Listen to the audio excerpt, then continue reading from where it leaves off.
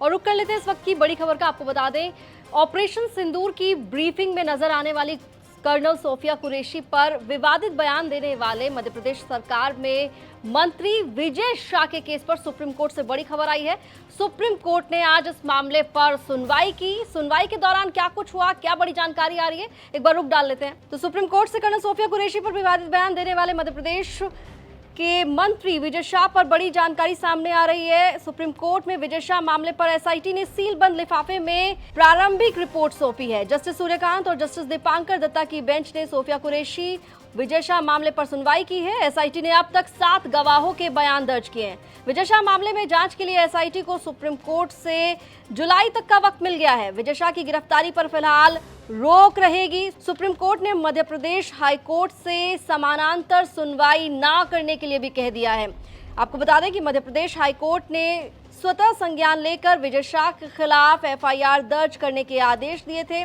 Madhya Pradesh high court के आदेश को विजय शाह ने सुप्रीम कोर्ट में चुनौती दी थी।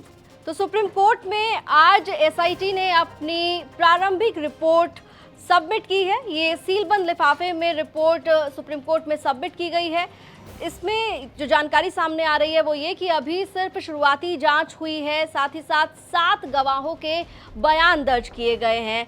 सुप्रीम कोर्ट ने इस मामले पर सुनवाई के दौरान क्या कहा है, ये भी बहुत महत्वपूर्ण है जानना। देख लेते हैं कि सुप्रीम कोर्ट की ओर से क्या कुछ टिप्पणी इस मामले पर आज की गई है। तो जब हियरिंग चल रही थी तो उस वक्त पर सुप्रीम कोर्ट ने कहा कि मामले की जांच अभी शुरुआती दौर में है। मध्य प्रदेश हाई कोर्ट इस मामले में पैरेलल हियरिंग ना करे, पैरेलल सुनवाई ना करे।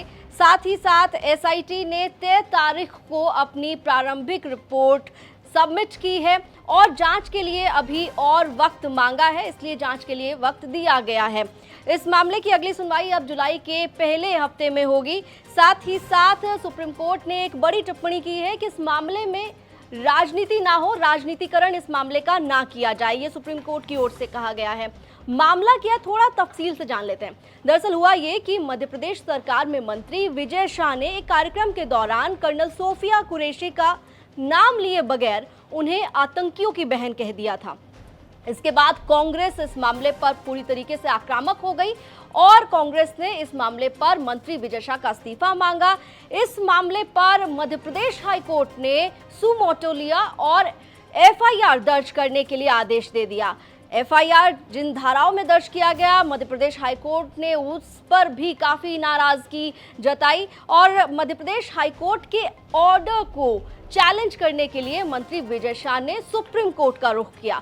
सुप्रीम कोर्ट ने इस मामले पर जब सुनवाई की तो मंत्री विजय शाह को फटकार भी लगाई, लेकिन उनकी गिरफ्तारी पर रोक भी लगाई। पिछली सुनवाई में सुप्रीम कोर्ट ने एसआईटी गठन करने का आदेश दिया था, जिसमें 3 वरिष्ठ आईपीएस अधिकारी एसआईटी में शामिल करने की उनकी तरफ से डायरेक्शंस आए थे। साथ ही साथ एक महिला अधिकारी को भी इस एसआईटी में शामिल करने की बात सुप्रीम कोर्ट की ओर से कही गई थी। तो ये पूरा मामला है। अब आपको बता दें कि एसआईटी रिपोर्ट से जुड़ी हुई जो सोर्सेज के हवाले से इंफॉर्मेशन है, उसके मुताबिक ये जानकारी आ रही है कि जांच अभी एसआईटी की बहुत ही शुरुआती दौर में है और गवाहों के बयान के जो वीडियोज हैं वो भोपाल एफएसएल भेजे गए, लेकिन क्योंकि वहां पर संसाधनों की कमी थी तो वीडियोज बिना जांच के वापस लौटाए गए। इसके साथ ही एक और जो जानकारी है वो ये कि एक पत्रकार का मोबाइल भी जांच के लिए सीएफएसएल भेजा गया है। तो फिलहाल मंत्री विजय शाह के लिए राहत की खबर तो है सुप्रीम कोर्ट से, क्योंकि सुप्रीम कोर्ट ने गिरफ्तारी पर रोक जारी रखी है। इसके साथ ही मध्य प्रदेश हाई कोर्ट से ये कहा है कि आप पैरेलल हियरिंग ना करें, आप सुनवाई ना करें इस मामले पर। लेकिन फिलहाल अब देखना होगा कि जब एसआईटी इस मामले में जांच और आगे बढ़ाएगी और जब जुलाई के पहले हफ्ते में इस मामले पर एसआईटी अपनी फाइनल रिपोर्ट सबमिट करती है तो उसके बाद सुप्रीम कोर्ट इस मामले पर क्या फैसला सुनाता है। इस मामले पर काफी ज्यादा विवाद भी हुआ, खासकर विपक्ष की बात की जाए तो विपक्ष ने इस पूरे मामले को लेकर बीजेपी सरकार को घेरा, प्रधानमंत्री नरेंद्र मोदी से भी सवाल पूछे और मंत्री विजय शाह का इस्तीफा लगातार मांगा गया। मंत्री विजय शाह के बयान पर आपको बता दें सीजेआई बीआर गवई ने भी आपत्ति जताई थी और उनकी तरफ से भी कड़ी टिप्पणी इस मामले पर की गई थी।